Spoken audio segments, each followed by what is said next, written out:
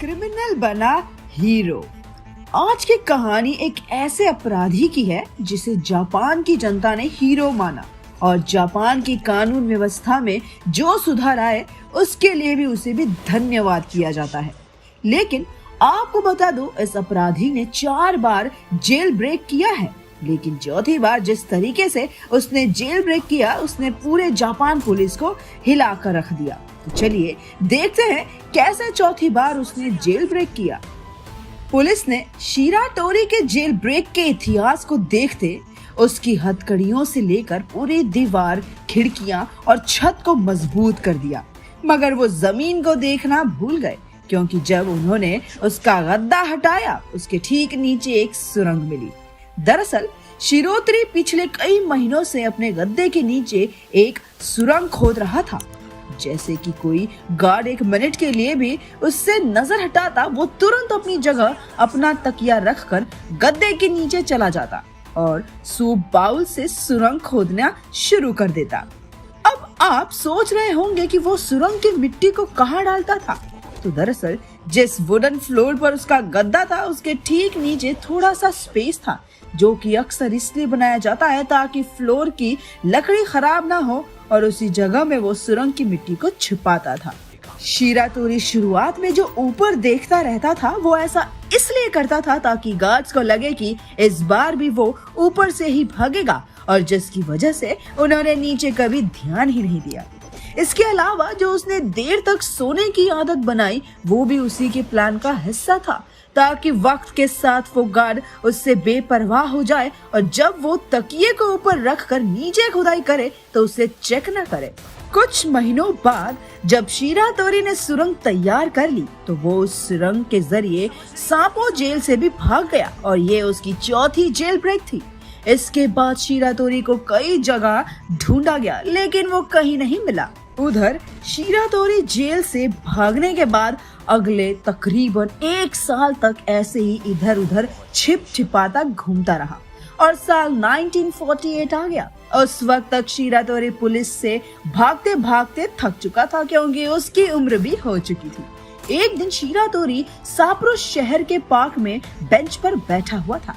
तभी एक police officer उसके बगल में आकर बैठ गया और सिगरेट पीने लगा, जिसे देखकर शिराटोरी घबरा गया। पहले तो उसने सोचा कि वो वहाँ से उठकर चला जाए, पर फिर उसने सोचा कि कहीं उस पुलिस ऑफिसर को शक ना हो जाए, इसलिए वहीं बेंच पर बैठा रहा। इतने में उस पुलिस ऑफिसर ने अपनी सिगरेट का डब्बा निकाला और एक सिगरेट शिराटोरी को भी ऑफर किया। शिराटोरी ये देखकर दंग रह गया, क्योंकि उस जमाने में सिगरेट को एक लग्जरी आइटम माना जाता था और सिर्फ रईस लोग ही सिगरेट पिया करते थे।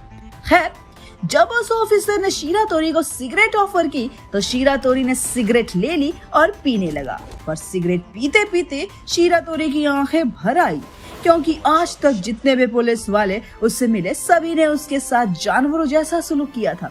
जिस एक गार्ड पर उसने भरोसा करके अपनी कहानी बताई उसने ही उसे धोखा दे दिया, और जब एक पुलिस वाला जो कि अपनी यूनिफॉर्म से काफी ऊंची रैंक का लग रहा था उसने ऐसे ही उसे सिगरेट ऑफर की, तो उसके इस बर्ताव और सम्मान ने उसे अंदर तक हिला दिया, और उसे एहसास हुआ कि हर पुलिस वाला एक जैसा नहीं होता, और वह बहुत ही गिल्टी महसूस करने लगा। इसके बाद शिराटोरी ने उस पुलिस ऑफिसर को अपना पूरा नाम बताया, और जिसे सुनने के बाद वो पुलिस ऑफिसर भी चौंक जाता है। फिर शिराटोरी उसे अपनी पूरी कहानी सुनाता है और ये भी बताता है कि वो हर बार जेल से क्यों भागा। इस बार शिराटोरी ने जिस पुलिस वाले पर विश्वास किया वो ईमानदार निकला, और उसने उसकी कहानी सुनने के बाद उसने उसे जापान की जस्टिस डिपार्टमेंट में सामने पेश किया, जहां उसने जेल के कैदियों के साथ हो रहे जानवरों जैसा बर्ताव के बारे में बताया। इसके बाद शिराटोरी को हाई कोर्ट में पेश किया गया, और जब उन्होंने उसके केस की सही से जांच की तो पाया कि शिराटोरी ने जिस किसान का मर्डर किया था वो गलती से सेल्फ डिफेंस में हुआ था।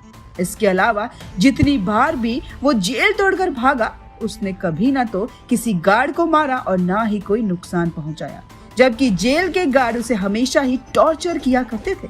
इसलिए सापो हाई कोर्ट ने शिरातोरी की मौत की सजा को खारिज करके 20 साल की सजा सुनाई। इस बार उसकी इस अपील को भी मान लिया गया कि उसे टोक्यो की जेल में रखा जाए और उसे टोक्यो की जेल में भेज दिया गया। टोक्यो जेल में भी उसके ना भागने के सारे इंतजाम किए गए, पर क्योंकि टोक्यो जापान में था इसलिए वहाँ का मौसम गर्म था और वहाँ के गार्ड भी उसके साथ अच्छे से पेश आते थे। इसलिए इस बार वो अपनी पूरी सजा उसी जेल में काटने का फैसला करता है और वहाँ से नहीं भागता। करीब 14 साल बाद साल 1961 में शिरातोरी के अच्छे व्यवहार की वजह से उसे पैरोल पर रिहा कर दिया गया और यही पहली बार था जब शिरातोरी किसी चीज से लीगल तरीके से बाहर आया था और अब उसे किसी पुलिस का कोई डर नहीं था।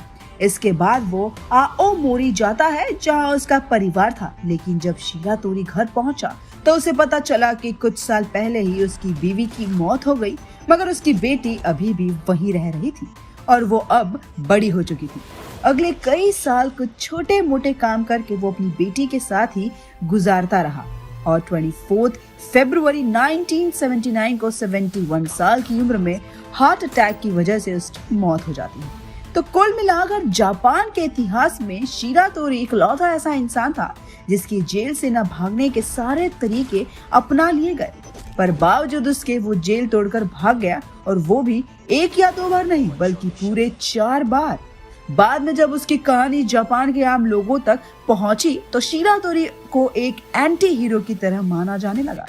इसके अलावा जापान की कानून व्यवस्था में सुधार आया, उसका श्रेय भी शिरातोरी को दिया जाता है। शिरातोरी की जिंदगी के ऊपर बाद में कई किताबें भी लिखी गई, कुछ फिल्में भी बनी। जिस तरह से शिरातोरी मीसो सूप का इस्तेमाल करके आवासीय जेल से भागा था, वो इतना मशहूर हुआ कि बाद में उस जेल के एक हिस्से को म्यूजियम में बदल दिया गया और आज भी उस म्यूजियम में उसका एक पुतला लगाया है कि वो किस तरह इस जेल से भागा। तो अगर आप भी जापान के आगाश्री जाए तो उस म्यूजियम में भी जरूर जाइएगा। तो ये थी शिरातोरी की पूरी कहानी। भोला फिल्म की कहानी कुछ ऐसी ही हो सकती है या इससे इंस्पायर हो सकती है। अगर आपको ये वीडियो पसंद आई तो प्लीज लाइक करें, शेयर और सब्सक्राइब करें। बहुत छोटे शब्द हैं।